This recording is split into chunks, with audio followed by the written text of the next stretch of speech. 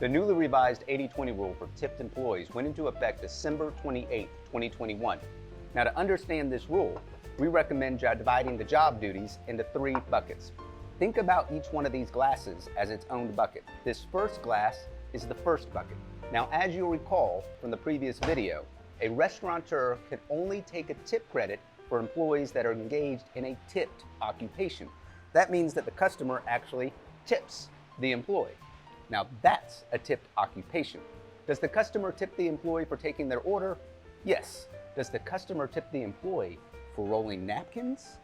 No, unless the napkin rolling is done as some magic trick at the table during meal service, like the napkin has no fork in it, and then abracadabra, it has a fork. That's a creative way to turn napkin rolling into tip performing work. So here's what's considered tip performing work: taking the customer's order, serving food and drinks, adding a garnish to a plate, assembling a bread basket, or in the case of Rumi's Kitchen, a savis, or a savis. Sir, it's actually sabzi. A wasabi. It's an herb plate with cheese and walnuts. It's delicious. Cleaning spills from the guest table during a meal service. You missed a spot, right? Yep, right. Right there. Removing plates and glasses during meal service. Food running. Table service. Serving a smoky, old-fashioned bourbon. Thanks, Stephen.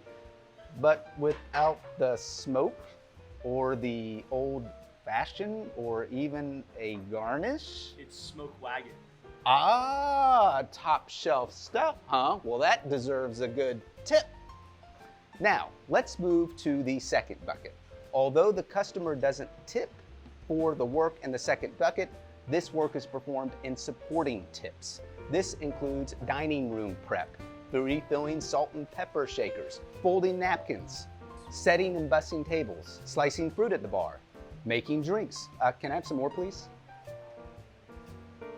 So now let's move to bucket number 3. With bucket number 3, the customer does not actually tip the employee. This includes cleaning the kitchen, cleaning the bathrooms, actually preparing the food. For this work, the restaurateur must pay the full federal minimum wage. No tip credit is available. Now, the way that they clean those bathrooms, I mean, they deserve a tip. You could almost eat off the bathroom floor.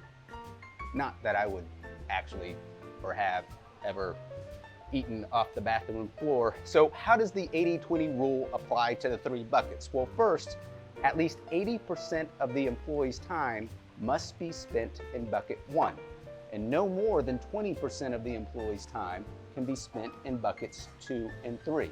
Now, if the employee's time falls below the 80% threshold for bucket 1, then you lose the tip credit for all the employee's time for that employee.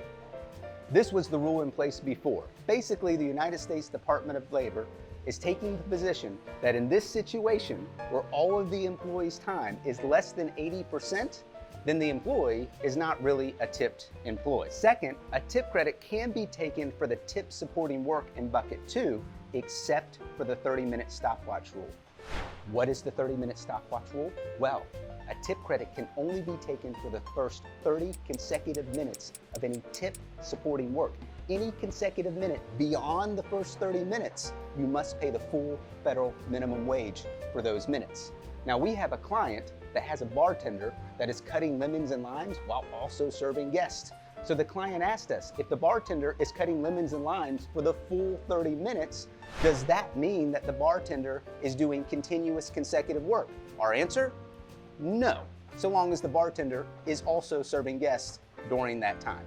So the United States Department of Labor is going to assess civil penalties. Civil penalties have been adjusted for inflation. Thank you, Stephen. And are now $1,162. What kind of top shelf bourbon did you serve me? Yes, $1,162 per violation. Now, previously, the Department of Labor was required to show that violations were like willful and repeated, and now they don't have to show that anymore. It's kind of like this waiter here who thinks he can charge me whatever top shelf bourbon he has on hand. Now you do want to take these things seriously. I mean, you don't want to be on the hook for back wages and liquidated damages and civil penalties for $1,162 per violation. So what's next? Well, damn waiter didn't bring me any bourbon. I'll tell you what's next. We're gonna discuss what's next in the next video, because right now, I've got to call my credit cards company and make sure I can clear this charge. Maybe I'll make a run for it. No, I better call the credit card company.